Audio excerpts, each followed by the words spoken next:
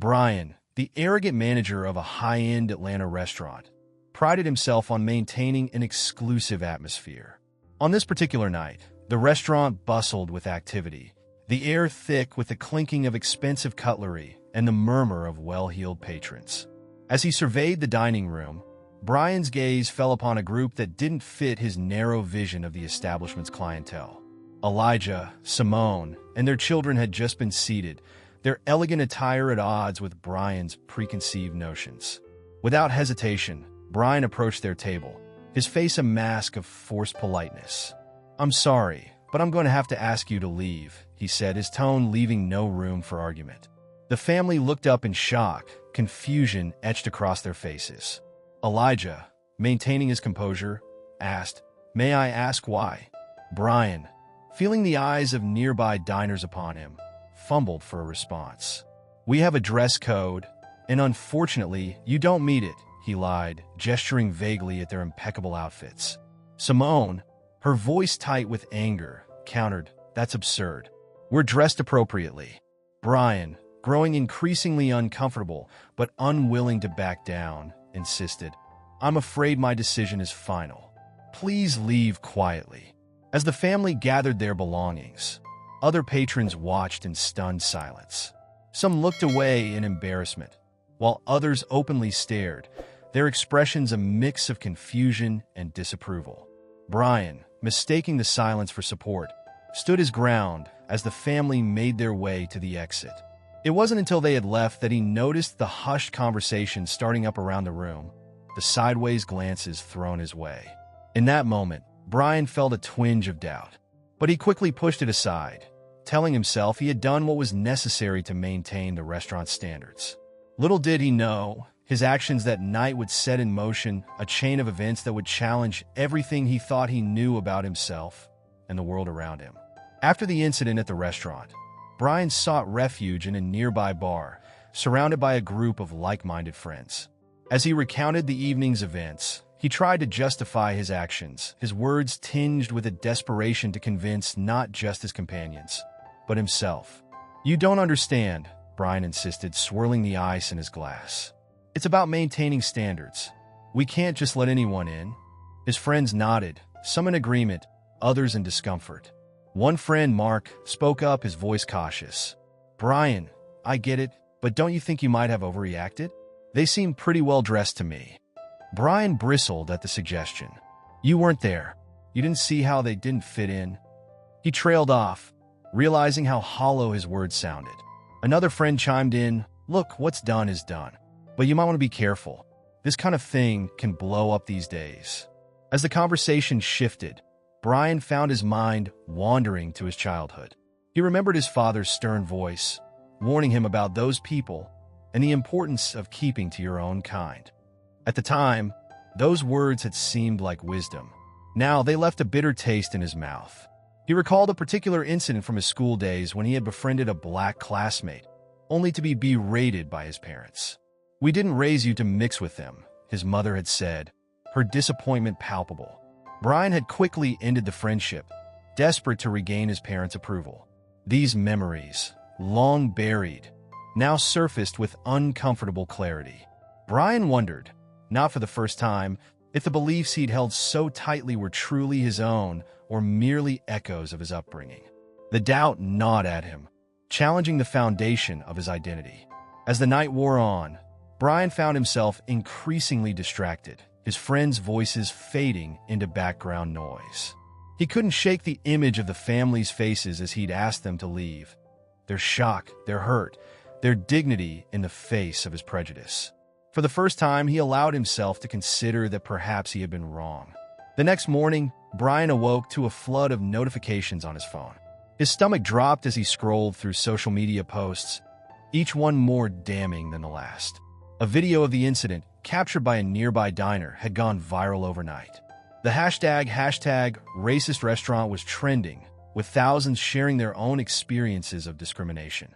Brian's hands shook as he dialed the restaurant owner.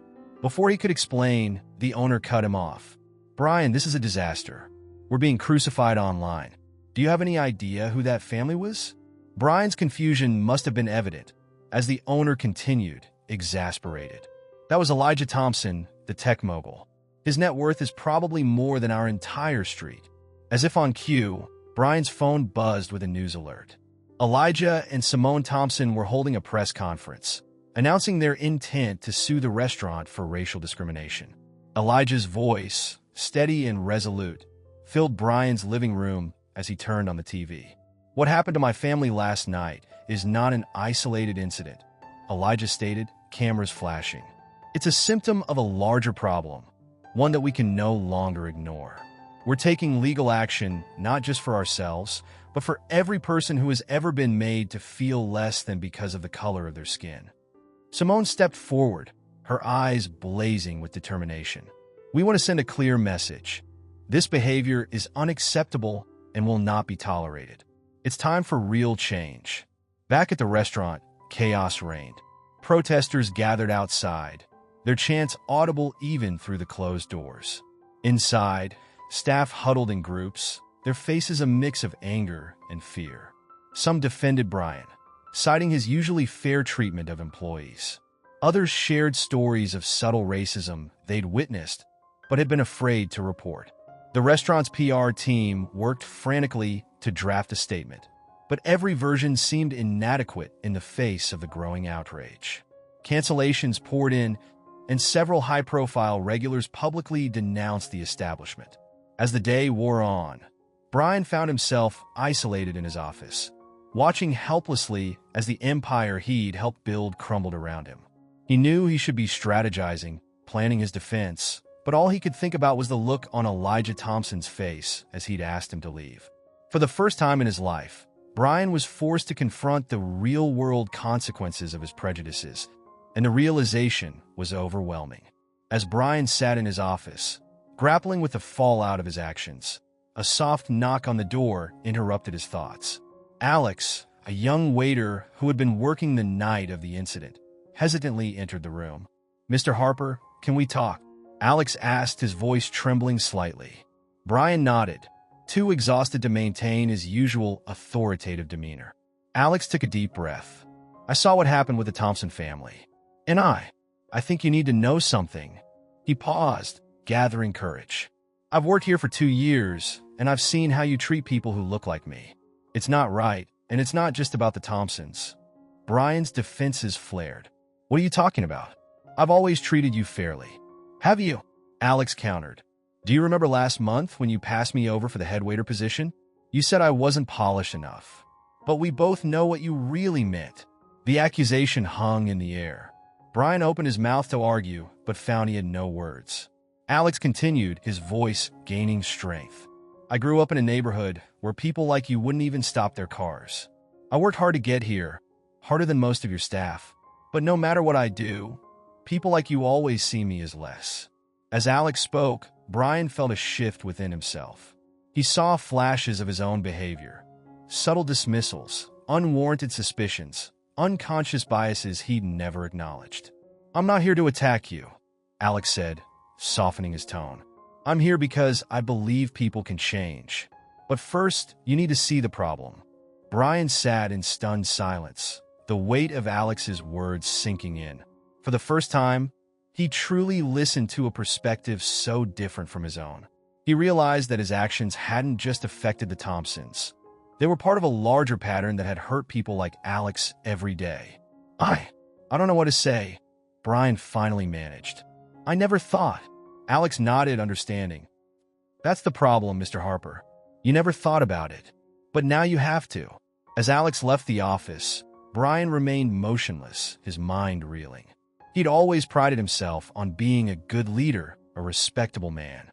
But now, faced with the reality of his behavior, he questioned everything he thought he knew about himself. The journey ahead would be difficult, but in that moment, Brian made a silent commitment to change. In the Thompson household, tensions ran high. Simone paced the living room, her phone buzzing incessantly with messages from friends, family, and media outlets. Elijah sat on the couch, watching his wife with concern. "We need to think this through carefully," Simone said, her voice tight with emotion.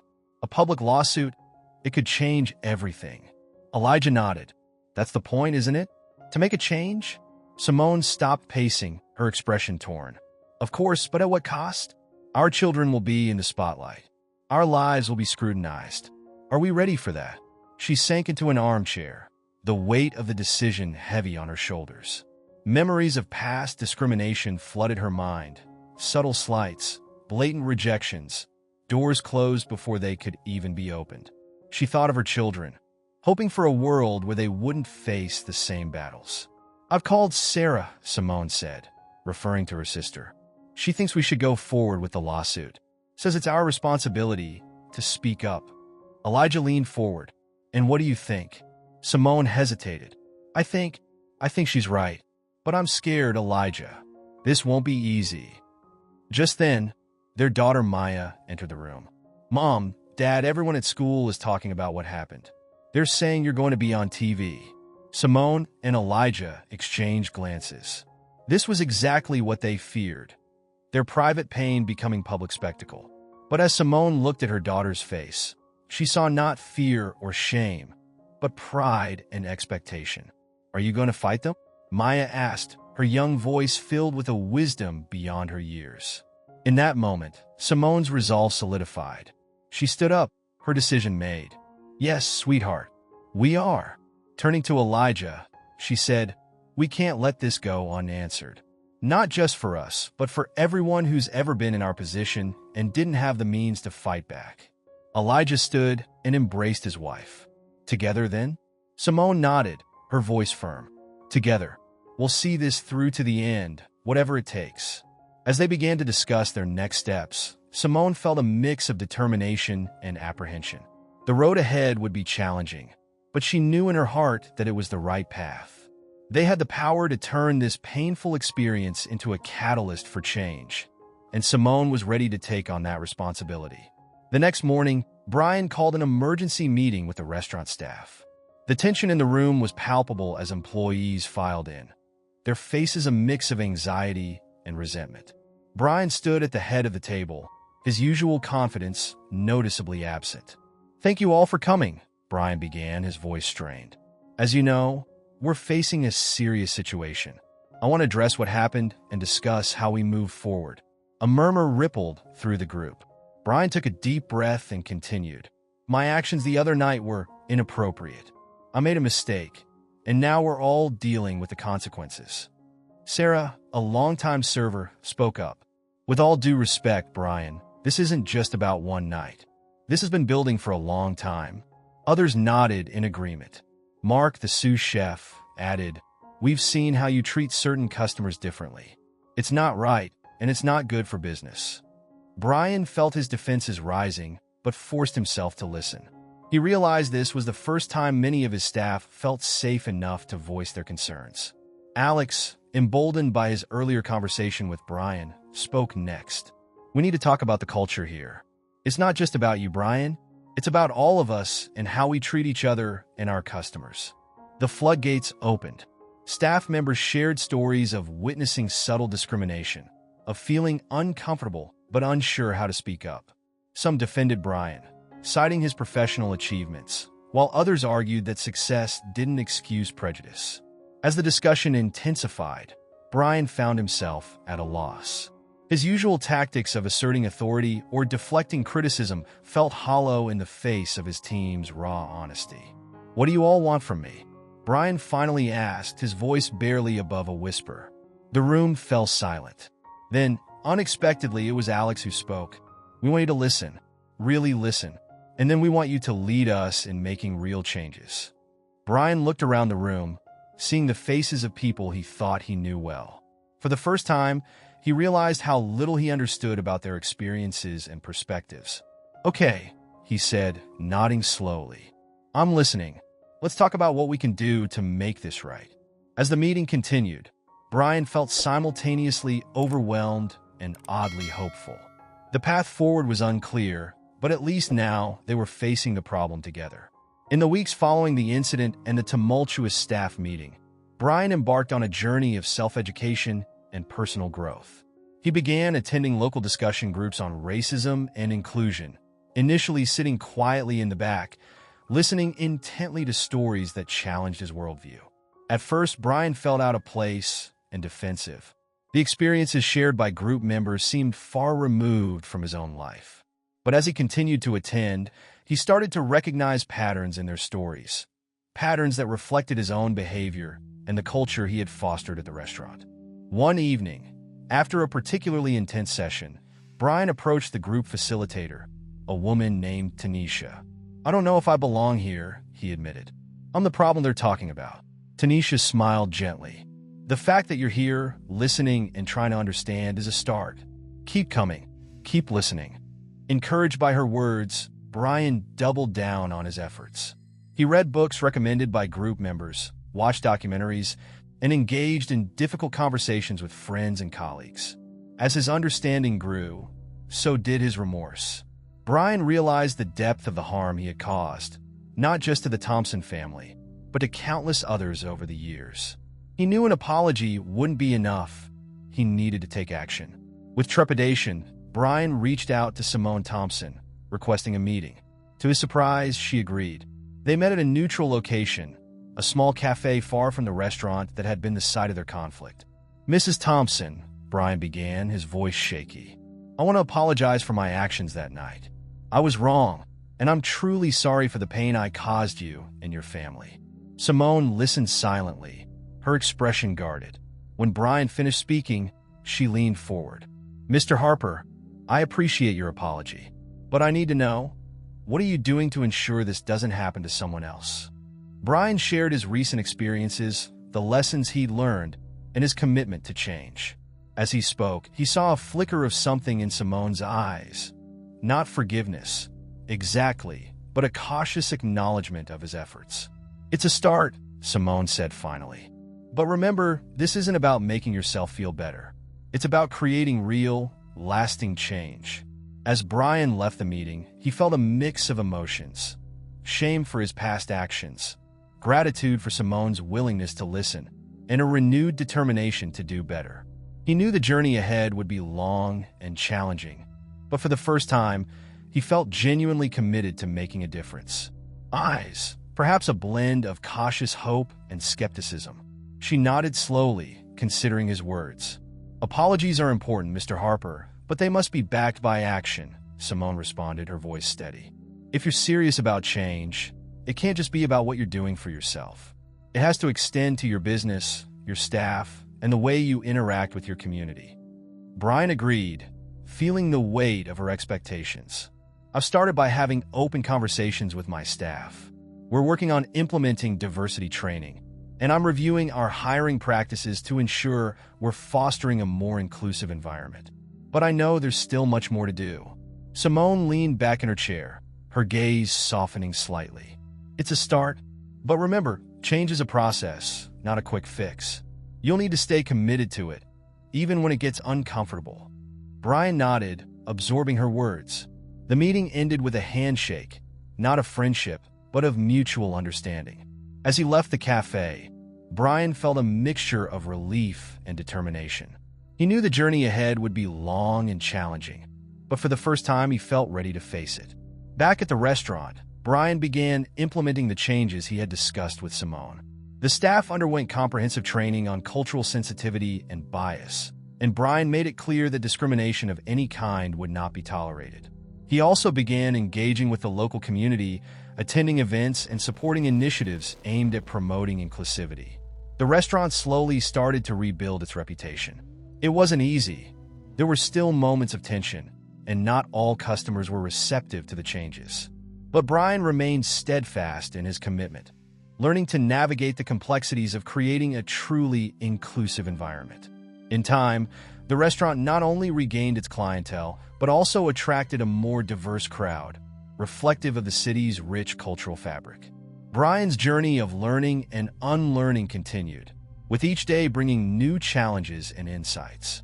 He realized that true change required constant effort, humility, and a willingness to listen to voices that had long been silenced. The incident that once threatened to destroy everything he had worked for became the catalyst for transformation, not just for the restaurant, but for Brian himself. Through it all, he learned that while mistakes can be fatal, they can also be the first step toward growth, if one is willing to face them head-on. Brian shared his recent experiences, the lessons he'd learned, and his commitment to change. As he spoke, he saw a flicker of something in Simone's eyes, perhaps a glimmer of understanding or hope, though her expression remained cautious. "I'm not looking for forgiveness," Brian added, his voice sincere. "I just want to be part of the solution moving forward. If there's anything I can do, whether it's through community outreach or supporting your cause, I'm here to help." Simone studied him for a long moment before responding. "Mr. Harper, change doesn't happen overnight, and it doesn't happen because of one apology. But if you're serious about this, if you're truly committed to making a difference, then maybe we can work together to prevent this from happening again." She paused, then continued. "My husband and I have been considering setting up a foundation to address racial discrimination in the service industry. It's still in the planning stages, but we need allies. People willing to confront uncomfortable truths and work for real change." Brian felt a swell of determination. "I'd be honored to help in any way I can." Simone nodded, her expression softening just a fraction. "Then let's see what we can do together." As they discussed potential initiatives, Brian felt a sense of purpose that he hadn't felt in years. The road ahead would be long and difficult, but he was ready to walk it, step by step, with humility and a willingness to learn. Word of the Smiths' legal victory and their determination to fight racial discrimination spread quickly throughout the community. The story resonated with people from all walks of life, and soon, a diverse coalition of local leaders, activists, and everyday citizens began to form. They saw the Smiths' struggle as a catalyst for broader change, an opportunity to address the systemic issues that had long plagued their town. Community meetings were held in churches, schools, and community centers, where people of all races and backgrounds came together to discuss the challenges they faced and the steps they could take to build a more inclusive and just society. The atmosphere at these gatherings was charged with a mix of anger, hope, and determination. The Smiths became central figures in this burgeoning movement. Simone, with her calm and measured approach, quickly emerged as a spokesperson, while Anthony, who had initially preferred to stay out of the spotlight, found himself increasingly drawn into the discussions. Their children, too, became involved, with their eldest son, Marcus, leading a youth group focused on educating young people about racial equality and social justice. As the movement gained momentum, it attracted the attention of local media and even national news outlets. Journalists came to interview the Smiths, capturing their story and the community's efforts to combat discrimination. The Smiths used this platform to amplify their message, emphasizing the importance of unity, understanding, and collective action. The restaurant where the Smiths had been denied service became a focal point for protests. Demonstrators gathered outside, holding signs and chanting slogans that called for justice and equality. The restaurant's owners, feeling the pressure of public scrutiny and facing declining business, eventually reached out to the Smiths to apologize and seek a resolution. But the Smiths, while open to dialogue, made it clear that apologies were not enough. They wanted to see real, tangible changes in the way the restaurant and other businesses treated people of color. In response to the growing movement, local government officials began to take notice. They proposed new legislation aimed at preventing discrimination in public accommodations, and the Smiths were invited to testify before the city council. Their powerful testimony, along with the overwhelming support from the community, helped to push the legislation forward, leading to the passage of stronger anti-discrimination laws. Throughout this process, the Smiths remained humble, always emphasizing that their fight was not just about their family, but about creating a better future for everyone. They worked tirelessly to build bridges between different groups in the community, fostering dialogue and understanding. As the months passed, the impact of the Smiths' fight for justice became increasingly evident. The new anti-discrimination laws were not just symbolic. They brought about real changes in how businesses operated and how people interacted in the community. Training programs were implemented to educate business owners and employees on diversity and inclusion, and a local task force was established to monitor compliance and address complaints. The Smith story continued to inspire others. Schools began incorporating lessons on civil rights and social justice into their curricula, using the Smiths' experience as a modern example of standing up against injustice. Students learned about the history of discrimination, the importance of activism, and the power of a united community. The younger generation, in particular, embraced these lessons, organizing their own initiatives to promote equality and understanding among their peers. The Smiths themselves remained active in the community. Simone and Anthony became mentors to other families who had experienced discrimination, offering support and guidance. They also worked closely with local organizations to advocate for broader social change, from housing equality to educational opportunities for all. Their children, too, carried forward the legacy of their parents' activism. Marcus, who had become deeply involved in the youth movement, went on to study law with the goal of continuing the fight for civil rights. He often spoke at events, sharing his family's story and encouraging others to stand up against injustice. His siblings found their own ways to contribute, whether through art, education, or community service. The restaurant that had initially denied the Smith service underwent a transformation as well. Under new management, it became a symbol of reconciliation and change. The new owners partnered with local activists to host events that celebrated diversity and inclusion, turning what had once been a place of exclusion into a gathering spot for the entire community. The Smith struggle had ripple effects beyond their town. Their story was featured in national media, sparking conversations about racial discrimination and the need for systemic change across the country.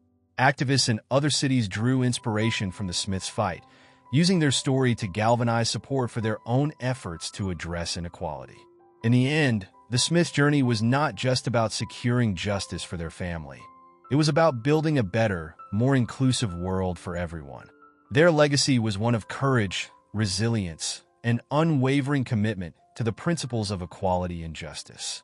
And as the years passed, their story became a cornerstone of the community's identity, a reminder of the power of standing together, even in the face of adversity.